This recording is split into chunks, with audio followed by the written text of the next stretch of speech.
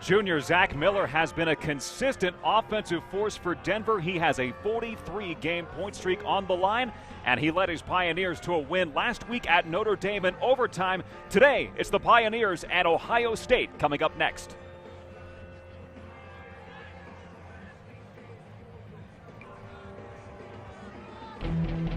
We welcome you to the lacrosse capital of the West and to Peter Barton Stadium on the campus of the University of Denver. The Pioneers at 6-0, ranked number 1 in the nation, welcoming the Ohio State Buckeyes at 5-3 out of the Big Ten Conference.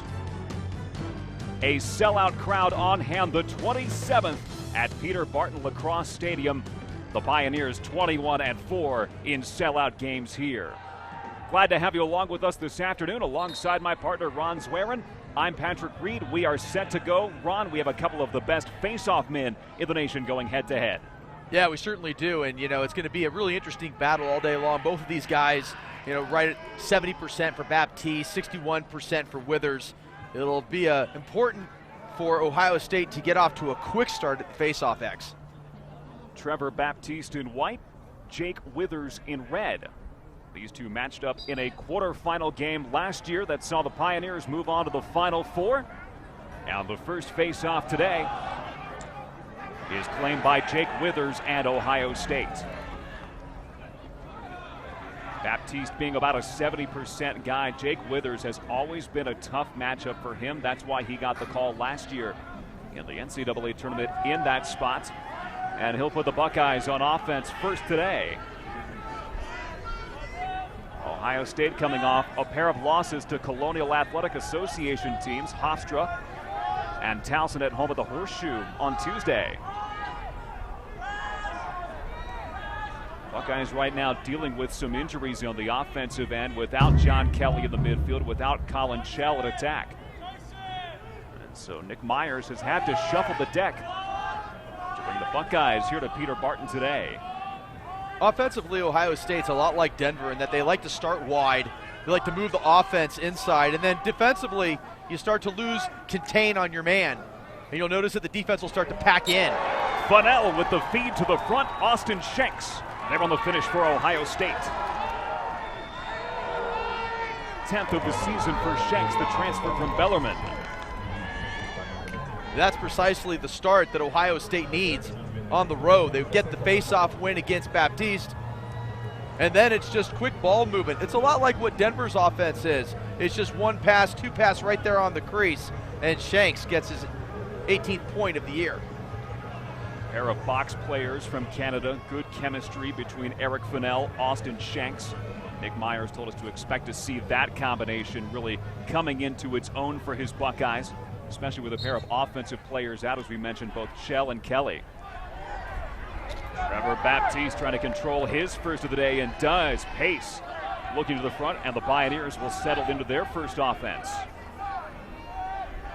It'll be a mirror image for Denver offensively. They'll start wide. Denver never settles for a bad shot.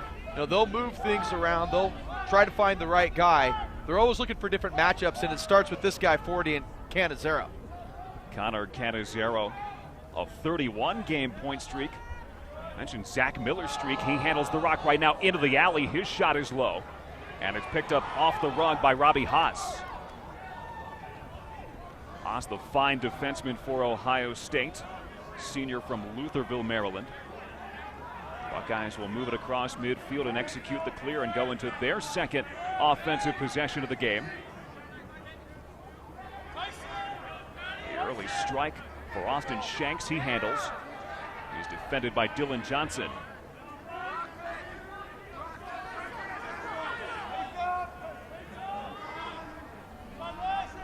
Buckeyes, similar to Denver in how they like to run their offense. They're a team that doesn't settle either. They're a team that will use all the time. They're a team that will work into the shot clock as well. Ball is at X with Carter Brown.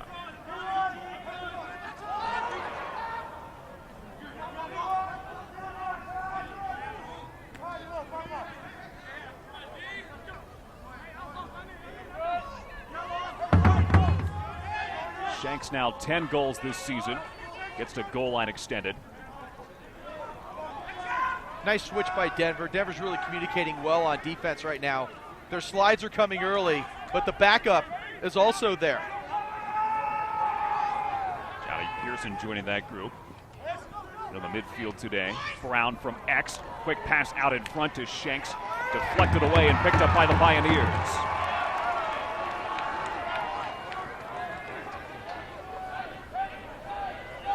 Starting to the attack for the second time. And trying to test Tom Carey on this possession. The netminder for Ohio State. Redshirt junior, a transfer from Bryant. Coming into his zone as a player at Ohio State. Honorable mention All-America a season ago. Pioneers operating with the ball and with Max Planning. Austin French has been on the top midfield unit at times for the Pioneers this season. Screen from Bomberry, now it's Planning again. Pioneers patient. Bomberry is a force with the extra man. We'll expect that today with Canizero rolling from X. Ohio State needs to be careful defensively because Denver, when they wear you out by moving the ball and by finding the open man, Ohio State, we know, has a lot of injuries across their midfield line. So they have to make sure that they're making efficient stops like they have on these last two defensive possessions. Here's a look at Nick Myers. He told us this week that Ohio State was going to have to be ready defensively to play until the timer was on, possibly through another shot clock as well. That's tough enough to do at altitude, but tough certainly to do when you have some injuries like they do. You know, Ohio State is no stranger to playing well against Denver, and they're not intimidated by any stretch of the imagination that Denver's the #1 team in the nation. They've played this team pretty stout the last few years, getting some wins of their own. So this is a team and a coach in Nick Myers that knows how to prepare against Denver. Top midfield unit back on for the Buckeyes. Jasinski back to X. Quick ball movement here as Bluebaugh with the spin. Now Shanks. Up top, Fennell looking to get into the act, and he scores to make it 2-0 Ohio State. Fennell coming off a big game against Towson Tuesday keeps it rolling here. It's a dream start for Ohio State. 2 goals on 3 possessions. That's tidy. And that's exactly what Ohio State's been doing well. They've been moving the ball outside of the perimeter, and then the minute they get the one-on-one matchup they like, Fennell with the roll dodge and the quick stick. Goal number 12 of the season for Eric Fennell. Fennell didn't have a lot of room to work with there either. Just a quick roll dodge into the alley and shot low on Alex Reddy. This was also part of the game plan to test the freshman netminder for Denver, Alex Reddy, early. Tyler Pace in control. Looking to the front, a shot Bobzien. He gives Denver 1. Jack Bobzien with his 8th of the season. That's the reason why Trevor Baptiste is the best face-off man in the country, because, you know, here you have Ohio State on 2-0 run, and then watch what Baptiste does. He wins the face-off, gets popped, draws a penalty, and then Pace is just off to the races. And Denver, the best in the country at this, Canizaro's not going to miss when he has time and room just like that. And now this is where Ohio State needs to be careful, because Denver is a dangerous team offensively, Patrick. They can roll off 4, 5, 6 goals with a quickness. And so this is where Withers is going to have to use that wrestling background, that hockey background of his, in order to really fight and be scrappy against Baptiste, because Baptiste is one of those guys who he's make it, take it. The goal for Denver. The Pioneers will go to the extra man as well. Freddie Frybot, the cross-check for Ohio State. And for 1 minute, the Pioneers will operate with the extra man. They're at 58% this season, 6th in the country. The Buckeyes on the kill at 68%. One combination to watch on the extra man here will be Tyler Pace, Brendan Bomberry. Bomberry and Pace playing up top now. This is all window dressing. Now they're getting into the set.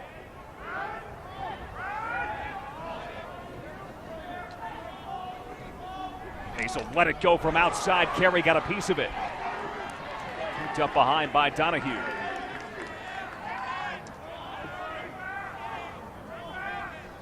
Extra man continues for the Pioneers. Off the Bob Zine goal to get them on the board. Ohio State with the first 2 strikes. And now we go back to even strength. Ball on the turf. Bob Zine knocked down, flag on the field. The penalty had expired. Ohio State had dodged a bullet. And then all of a sudden Mahoney with the late hit. And this is what you can't have when you're on the road. The penalty's expired here. Bob Zine drops it, and then here's the late hit. It's up high, it's late, and that's an easy call for the refs, and now Denver goes back on the man up. A couple of the guys got in there on the hit on Jack Bob Zine. Really never had a chance there in the middle of the field. So with that, we'll go back to the extra man. Casey Capinas picks up the cross-check penalty. So another 1-minute extra man opportunity for the Pioneers. 0 for their first. Right to work his pace. Notice how Denver starts wide, and then they'll start packing things in, and then the defense gets a little bit confused, and slides come late. Not a lot of real estate in tight to the goal. That was off Canizero in wide.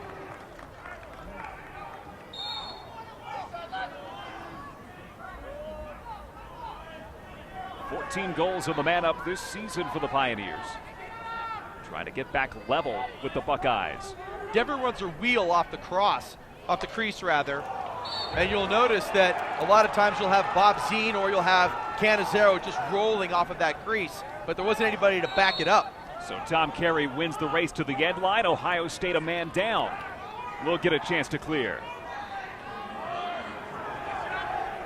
Not much of a ride for Denver, so not a problem for the Buckeyes.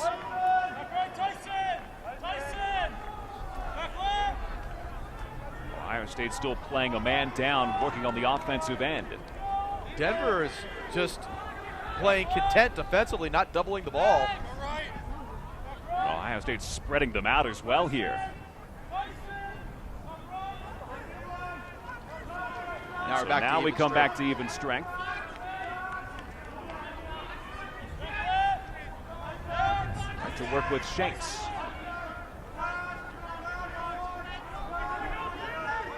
Noah Best handling the rock. Nick Myers told us he would be a factor today. One of the freshmen getting a chance with the injuries to Kelly and Chell. Now Best has it on the roll around the cage. Best gets to the front. The nice pass out there, but a good check on Ryan Hunter. Best would have been better off just to shoot that. That's inexperience right there. He had a clean move on the roll dodge, and right when he got to about goal line extended, he should have let that fly. Instead, he made one more pass into traffic. Best has a goal this season. He's one of 9 Ohio natives on the roster for the Buckeyes. Both teams similar in the roster make up a number of Western players.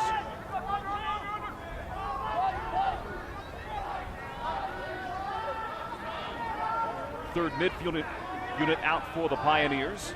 It's a unit that gets plenty of work, more than your typical third midfield unit. Wolford. And now Parietti. Reed has it on the workaround. With just over 5.5 minutes to go in the first quarter, Ohio State with the first 2 of the afternoon. They've killed off a pair of extra man opportunities for the Pioneers. On the dodge, Reed. His pass to X is knocked down by Eric Evans. And Evans and the Buckeyes will try to clear it out. You know, Ohio State's played a lot of lacrosse in the past couple of days. And you would think that Denver's the team that's been playing a lot of lacrosse. Very sloppy on the offensive end, not like Denver normally. They're normally very crisp, very precise in their passing. They've been anything but that in the first quarter. Well, you know, Ohio State is looking comfortable here, and one of the things that Ohio State does better than any team in the country, take care of the rock. They clear it at 92%, third in the country, and limit the turnovers to just over 11 per game. That's 5th in Division I. And normally what Denver likes to do offensively is wear you out on the defensive end and it's been exactly the opposite so far. Denver's been logging a lot of miles on the defensive end. And again, Ohio State, they like to move things around. They won't settle for anything bad on the far outside. They like to move things in, then they like to have the defense slide. And once you're sliding and playing a lot of defense, sometimes you lose contain, you lose your man, and you also lose communication. The rip from Fennell wide. Another example of a good shot right there. Fennell coming down the alley with the righty rip. Eric Fennell has a goal already today, his 12th of the season. Fennell out there with the first midfield unit. JT Bluebaugh, Jack Jasinski. Jasinski will be a player to watch. He's got a lot of speed, fastest man on the team.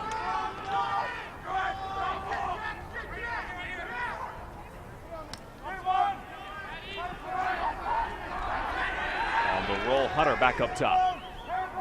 Pass and a rare mistake for Ohio State. Eric Fennell frustrated coming off the field after the Buckeyes turn it over. And Denver will go right to the clear. Here comes the ride for Ohio State. They can ride as many as 10. And right now it's working for the Buckeyes, and it does. On the ground ball pickup, Casey Kapinas. If there's one area that Denver really needs to clean up, it's on their clears.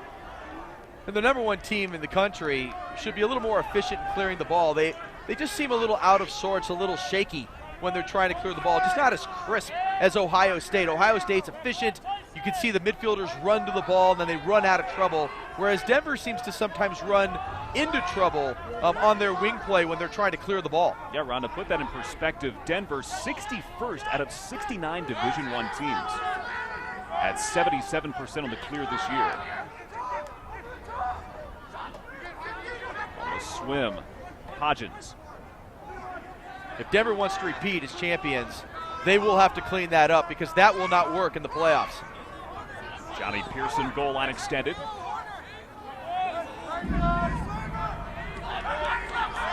Austin Shanks at X. Hunter making the move. Ryan Hunter looking for some room. He gets pressured. Off a stick nearly. Another miscue for the Buckeyes. Shot clock is on for Ohio State. They have 25 seconds to get one on Cage.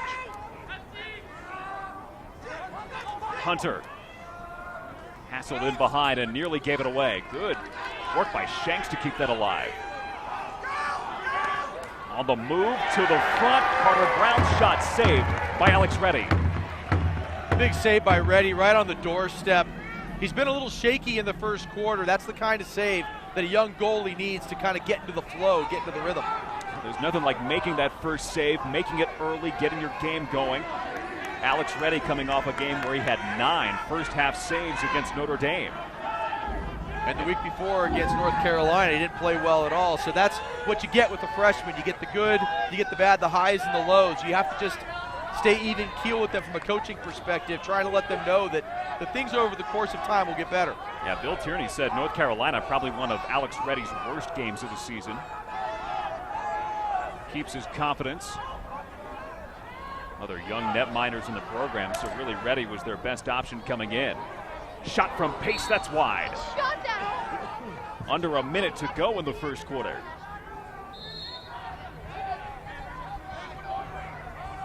Canizero.